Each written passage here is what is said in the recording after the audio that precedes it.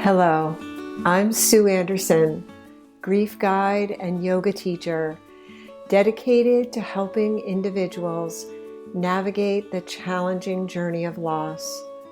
Welcome to Growth from Grief, where I aim to offer strategies to transition from the depths of grief to the path of healing. Whatever loss you are grappling with, here you'll discover support to ease both the physical and emotional burdens of grief. Together, let's embark on a journey toward strength, peace, and healing. I'm so glad you are here.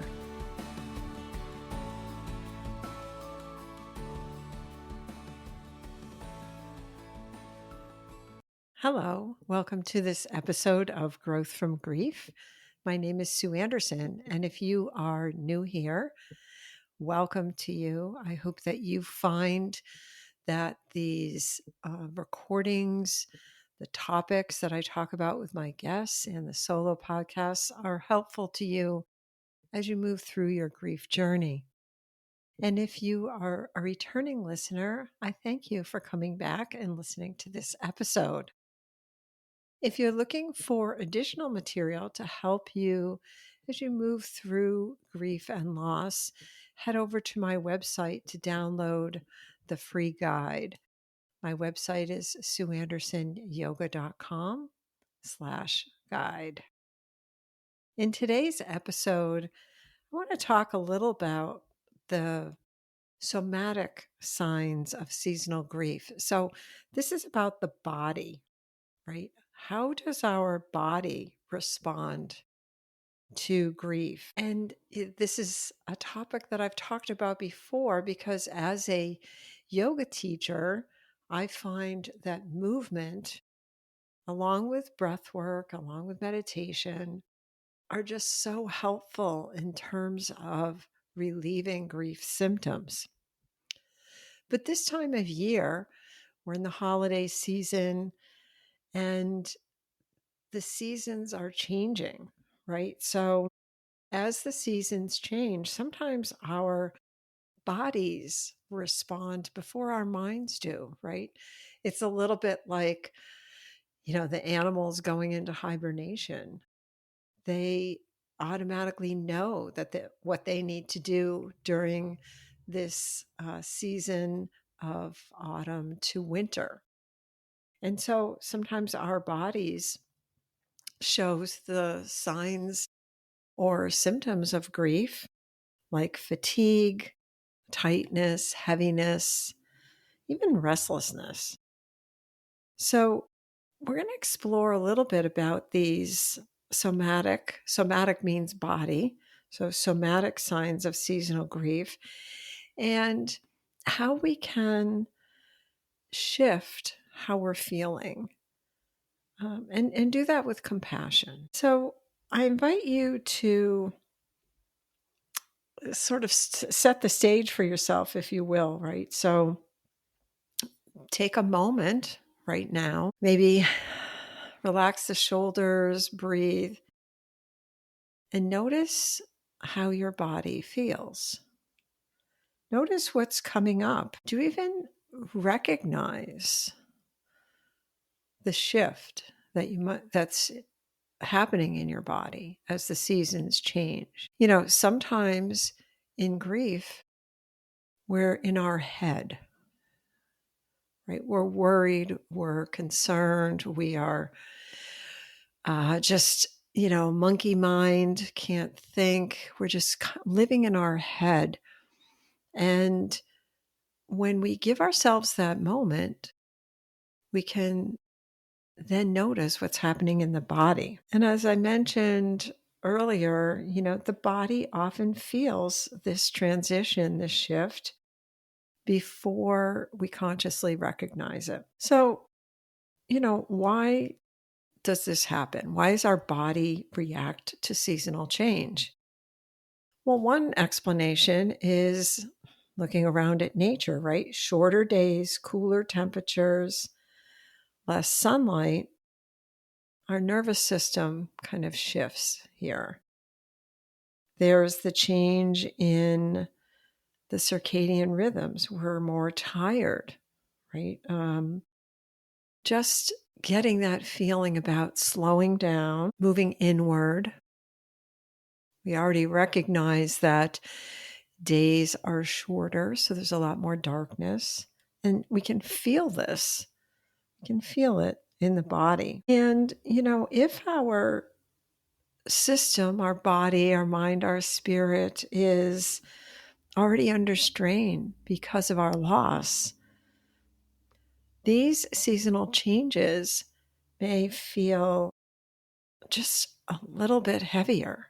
We might feel them more acutely, sharper. So let's talk a little bit about what are these physical signs, or what is the physical experience? Fatigue or heaviness in the limbs, tight chest, maybe breath is shorter, right? Maybe your system, your digestive system is slow, or you're nervous, or your stomach's in knots. Maybe your neck and your shoulders are constantly tense.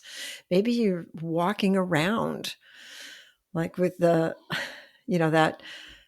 kind of turtle neck, right? Except your neck is covered up by your shoulders. Maybe you feel very restless in the evening, or maybe you're noticing more achiness that accompanies emotional feelings. So these are a few things. They're completely normal, right? Completely normal. And sometimes, especially if you are further along in your grief, so the loss is a few years back, you might not even recall a particular time, like there's an anniversary coming up, or a birthday coming up, or a special occasion coming up, and you don't actually remember it, but your body remembers it. You feel it in your body, and you might be thinking, why am I feeling this way? Why am I so tired? Why am I weepy? Why am I achy? Oh, yeah. Yep. Your body knows. Your body knows. And so you could be feeling that way because of the holidays, right? The holidays are here. They're tough to get through when you're grieving. When it's cold out, when it's dark out, dark early, sometimes that feels like grief, right? Even in a normal time for you, when you're not in the midst of grief, these sensations, this coldness, the darkness, that really can affect your emotional state, your physical state. I am always amazed that my body is telling me that something is wrong before I realize it. It's been a while. It's been since 2012, since my son died. But I can still feel, even if I don't recognize a date, I can still feel it in my body. I know something's coming up, and it might take a little second or a minute to connect the dots and say, oh, okay, his birthday, for example, is in October. It might be the beginning of October, but I might not be thinking about the date. And yet my body knows, hey, it's coming up. His birthday's coming up. And of course, the holidays, Thanksgiving, even Halloween, Thanksgiving, as we get towards in December with Hanukkah and Christmas and other celebrations that you might have in your family, the body feels these things. The body knows, the body remembers. One way to connect with the body and maybe listen with compassion is to, just kind of sit there for a moment and ask yourself, what am I feeling? What am I feeling? Take a moment, sit, breathe, notice where you feel this. So we're tuning in to the body. Where am I feeling it? And what's it connected to? Remember that you could also be grieving a previous loss. You could be grieving a loss that's, you could call it a secondary loss. So something that's related to a current loss. Memories are coming up from a long time ago, your childhood or young adulthood or whatever. So it's important to maybe connect with it. One way you can do this is just coming into the breath, bringing one hand to the belly, one hand to the heart. Tune in, notice, softening the breath. So take a longer exhale. Inhale to a count of 3, exhale to a count of 5. It's important that when you take the time to sit with what's going on in your body, that you do it without judgment. We're always very hard on ourselves, aren't we? Right? And so having this opportunity to listen to ourselves, to listen to our body, to notice what we're feeling, and just let it be. Treating ourselves like we would treat someone else. So we're not trying to judge. We're just noticing. And one other thing that we can kind of focus on is pausing or resting when the body is telling you to slow down. And I'm sure you know what I'm talking about. You are exhausted. You are feeling pain. You are feeling discomfort. And you might be thinking, oh, it's okay. I'm just going to do this one last thing. Or, oh, it's okay. I really should do X. I need to keep myself busy. I don't want to think about these things. You're not doing your body anything good. Nothing. You're not helping it. You need to allow, to pause, to slow down, to rest. Yep, that's it. Resting. I'm not a good rester.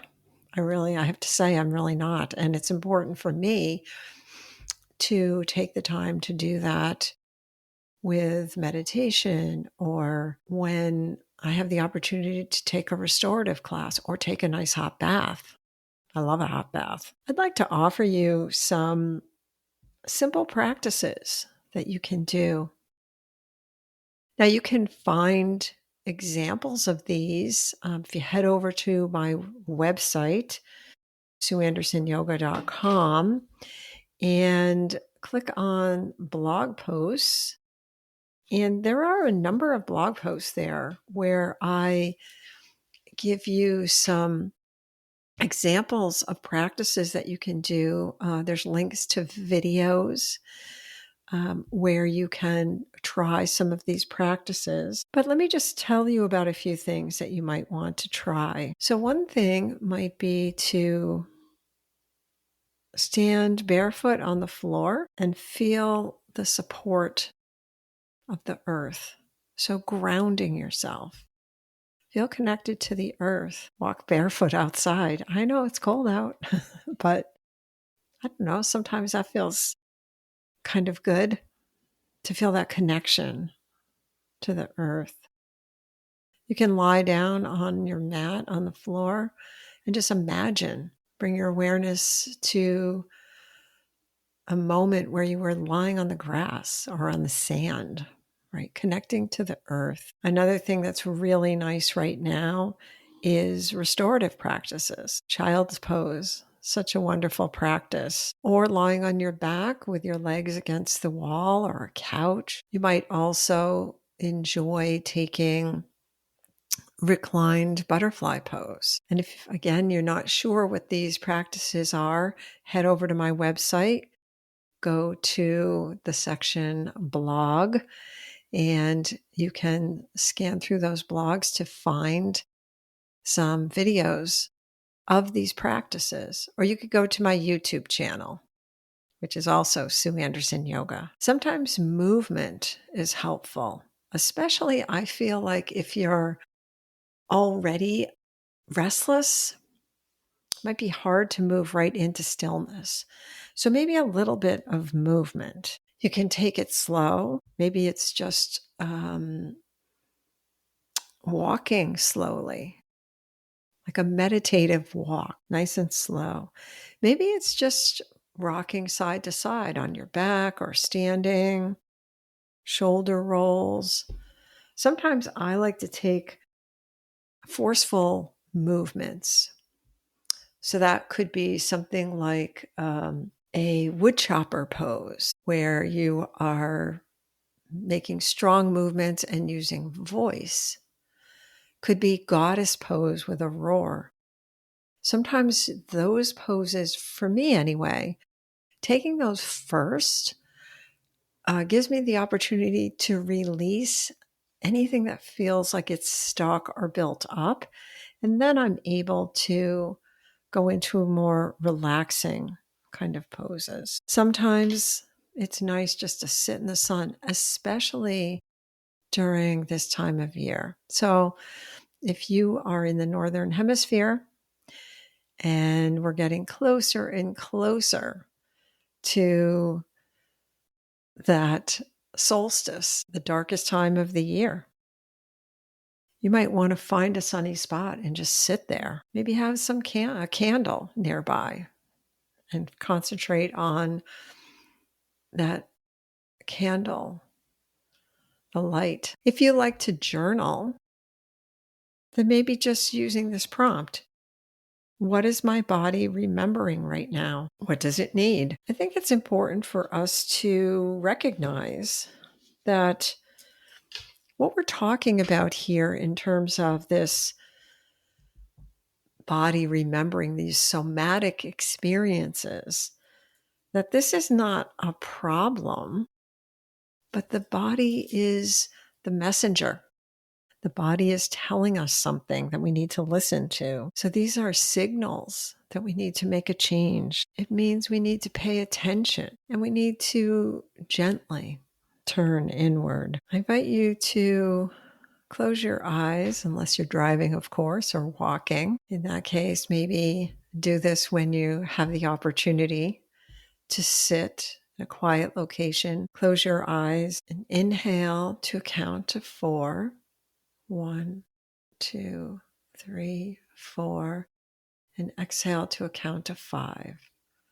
1, 2, 3, 4, 5. You can keep this going.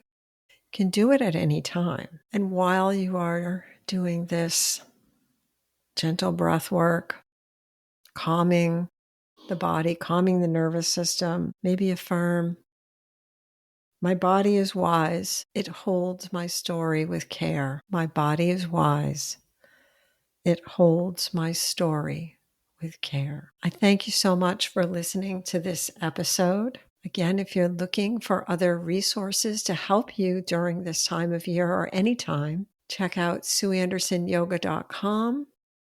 You'll find a guide to help you, as well as in the blog post section, links to videos and recordings for practices and meditations. If this episode was helpful to you, I'd appreciate it if you would leave a review on Apple or Spotify. Thank you once more, and I'll see you in the next episode.